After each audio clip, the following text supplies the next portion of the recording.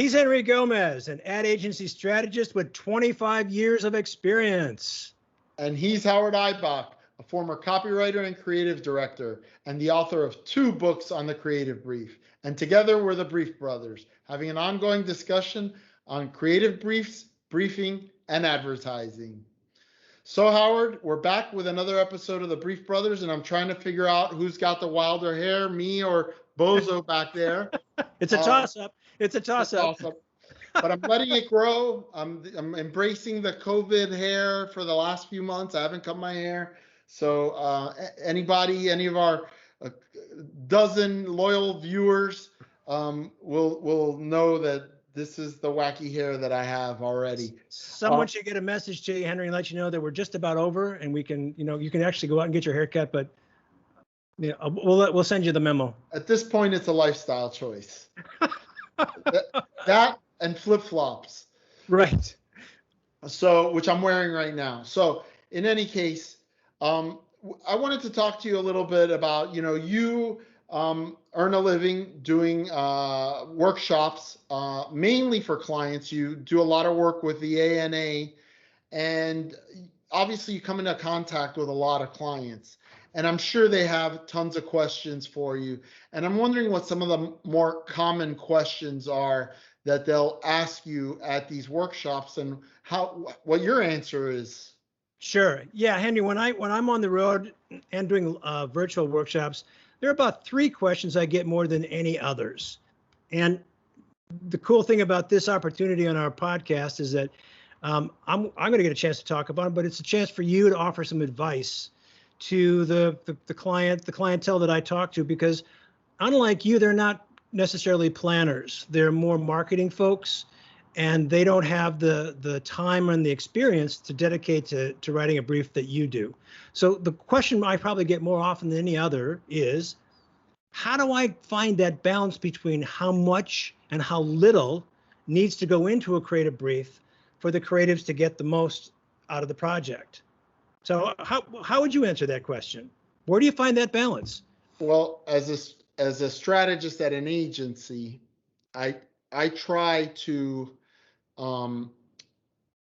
do my draft of the brief, and as I work it and I finally get down to my proposition, my single-minded proposition, my promise, whatever you want to call it, it kind of enlightens me as to what is currently in the brief that doesn't need to be there.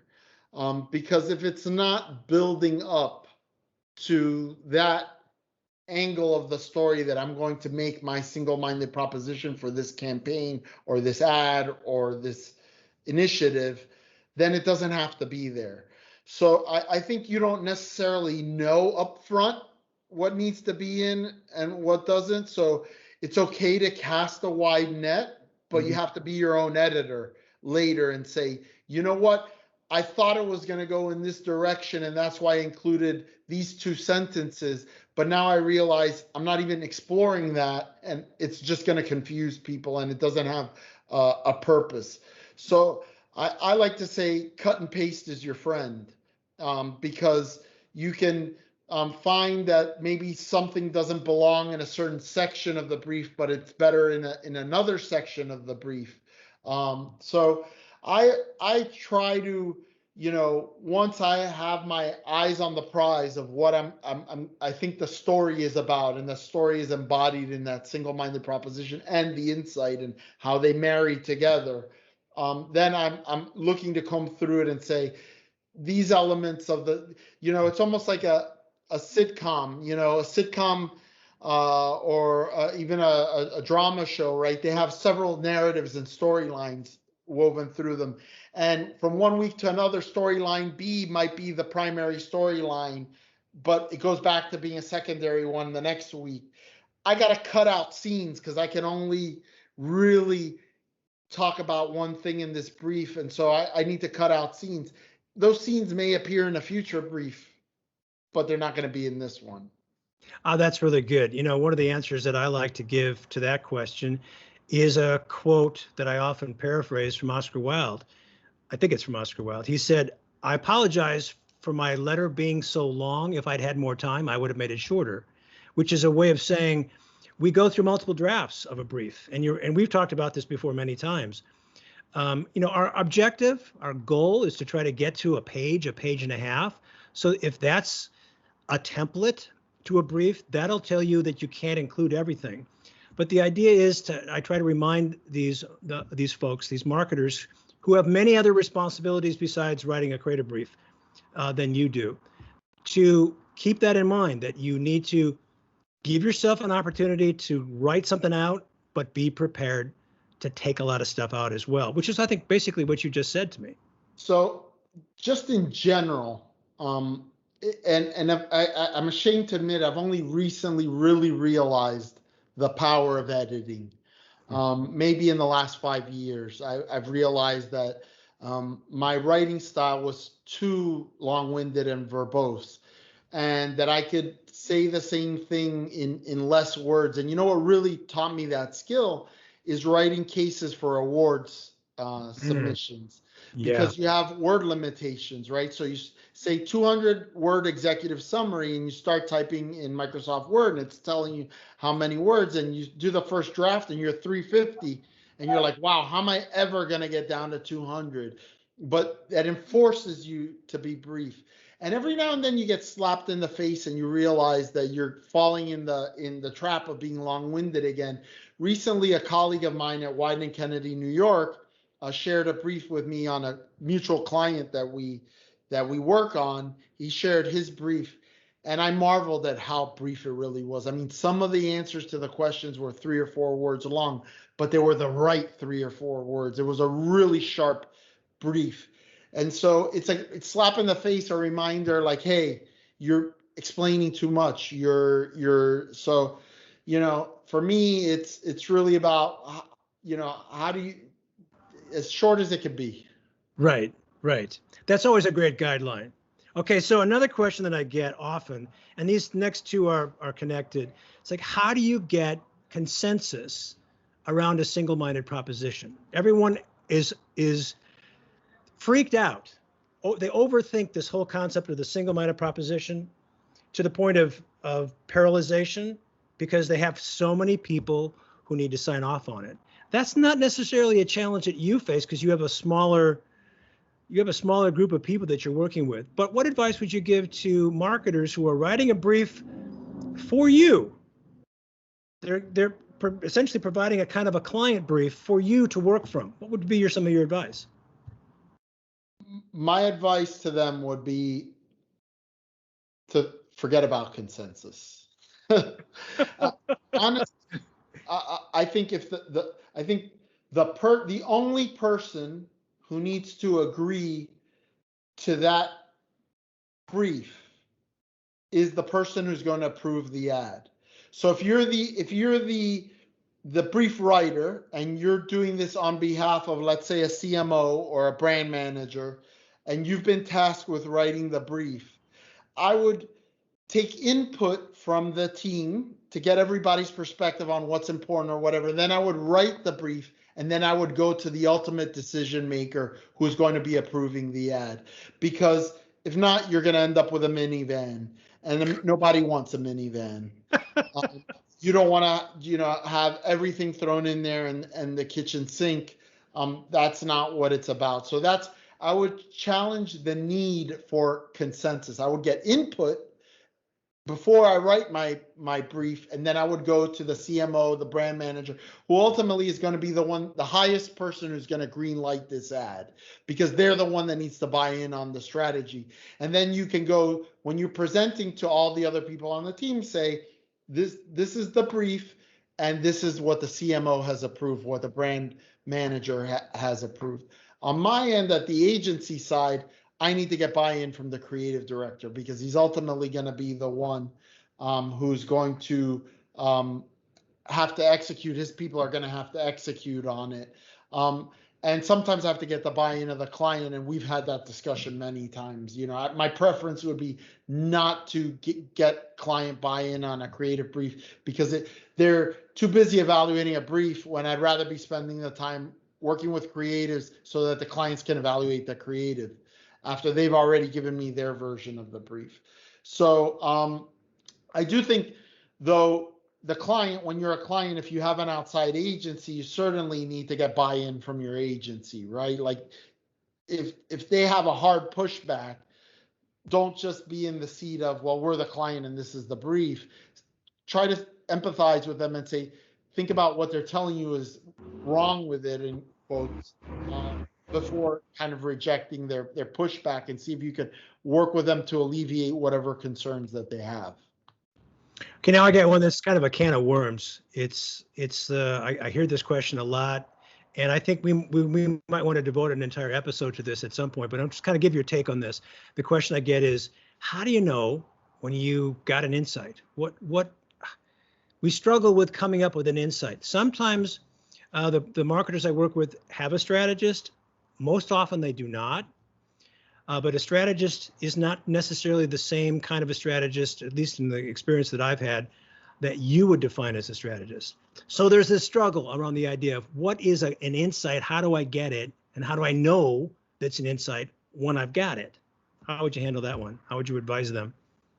Well, if you don't have the time to really delve into some of the things that, like, that I by no means am a master of or even deeply knowledgeable, but I have enough knowledge to be dangerous, right? So sociology, anthropology, behavioral economics, group psychology, those kinds of things are often where the insights are, because you're doing research and you're observing these things and you're kind of figuring out what factors are at play. But more recently, and we've talked about this a lot in terms of, do you need an insight on a brief? Do you need a single-minded proposition? You don't always have to worry about the insight. In fact, on the format of the creative brief that I'm currently using, I label it an insight, but the way that I describe the question, or the question as it's written, is, what's the most interesting thing about our product, the brand, the target audience, or the culture, as it relates to this assignment? So start thinking about it in terms of what's the most interesting thing, because then when you get into your single-minded proposition, it's somehow going to build off of that most interesting thing. And if you found it interesting as the person that was writing it, it's probably there's some deep psychological motivation there, or there's some weird thing that you discovered, or there's some counterintuitive thing that you discovered. And the creatives, once they have that brief in their hand, they don't need a PhD in psychology to decipher, things like social proof. Like, you might say, hey, look, the most interesting thing I found was, Hispanics like to do things that other Hispanics do, and you don't have to be conversant in the whole social proof theory, but it could be something that's really insightful anyway. You might just describe it as the most interesting thing we discovered is Hispanics copy other Hispanics when it comes to purchasing in this category. All right, Henry, thanks for your advice. I appreciate it. No problem. Good stuff, Howard. All right, good stuff, Henry.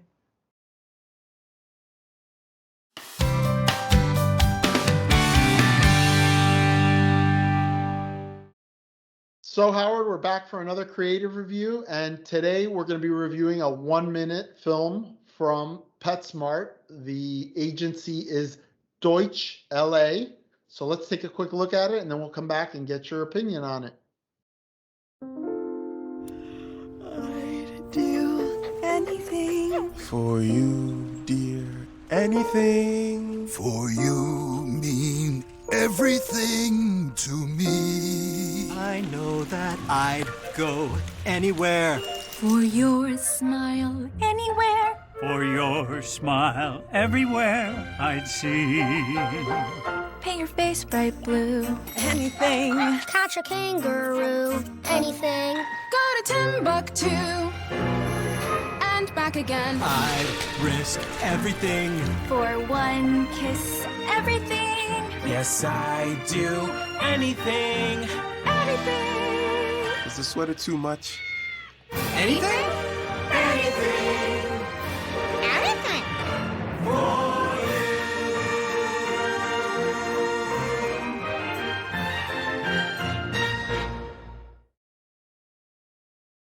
For So what do you think of this brand new work from Deutsch LA for PetSmart? Seems they're going to be putting a big investment behind it, according to the Ad Age article. What's your take on it? It's fun. It's entertaining. My first reaction is this is a category ad, and I don't know where PetSmart is in the hierarchy of 1, 2, 3 market share. I really don't know the answer to that. But I'm hoping they're going to be near the top because, as we've talked about before, a category ad is okay if you're a market leader or maybe a close second. But if you're not in the top 2, maybe top 3, I'm not sure that would help you. So in other words, my take on this is that it's not truly distinctive for the brand. It's fun. It is memorable. Some of the pets that they highlight are quirky, and that makes it memorable. The music is a lot of fun because it reminds anyone who's interested in Broadway shows from Oliver. This is an original from Oliver. I'll Do Anything. So that's fun. Is this going to get me to change a loyalty to another brand? I'm not sure. I use PetSmart myself, so if I'm slipping into my consumer mode here, I'm very familiar with the brand. But as a creative, wondering about how does this set the brand apart, I would say it does a good job. I'm not sure it does a great job. What do you think, Henry? So, it's funny because upon your recommendation, I've listened to 2 books recently, both by Paul Feldwick, renowned strategist from London. Good man. And Anatomy of Humbug and Why Does the Puddler Sing? And he talks about the different ways of thinking about how advertising work. And one of the things that he embraces or seems to embrace is a lot of the things that we've talked about in terms of mental availability, the whole Byron Sharp school of thought, keeping your brand before the public. And I think that this spot does a good job of a lot of that. And also in Why Does the Puddler Sing, he talks about advertising as entertainment. And I think that this does meet the bar of advertising as entertainment. It's a little 1-minute film that you're interested in watching. The music drives it. It's very well done. And, it also meets a lot of those kind of characteristics that you'd want to see in terms of getting mental availability. Starts right off the bat with an open screen of the logo for PetSmart. So as Professor Mark Ritson would say, first they must know it's me. So right away, it's PetSmart is bringing you this little film. And then, the question of whether it's distinctive enough for PetSmart, I think can't be answered yet, because it sounded like to me from the Ad Age article that they basically have decided that they need to increase investment. And that might be the product of backsliding share. Another thing that we know from Byron Sharp is that if you underspend your position in the category, you're going to lose share, especially to brands that are overspending their position in the category. So perhaps they've decided that they need to renew investment and come out with a new campaign. And that means let's give it some time. Maybe this will develop into something where and I'm making it up, but it could be different musical songs that they're always used in PetSmart ads, or either the cinematography style or the casting style or the costume style that become distinctive. And it's really that meaningful distinctive that Byron Sharp, I said meaningful. Meaningless distinctiveness, right? Where it doesn't matter, the choice of the retro fashions don't really matter. It's just that they're different, and that will always remind you of PetSmart. So I like it. I immediately made me smile. I like to review work that's real work for real brands, and not that advertising festival stuff that nobody ever saw. Right. I will add to that I think this is a kind of a spot, even though I don't think it's great, I think it's good. I think this will wear well over time. This is the kind of spot that if you see it once and you see it again and you see it a third time, you're not going to lose interest in it because there's enough going on to be of interest. I certainly think it won't annoy you, right? Like if it came on and oh, it's a PetSmart ad again. Like right. It's not like instantly I have to zap, like, head on, apply directly to forehead, head on. I don't know if you remember those commercials, but they were horrible. Right. So this one I think has got the benefit of having a wide variety of cast members, both animal and human. So that holds your interest, I think. We'll see how well it works, and I think you make a great point. Are they going to commit to a big spend and to move up in the market share? We'll see. Good stuff, Henry. Good stuff. He's Henry Gomez. And he's Howard Eibach. Together we're the Brief Brothers. Till next time. Bye-bye. Bye-bye.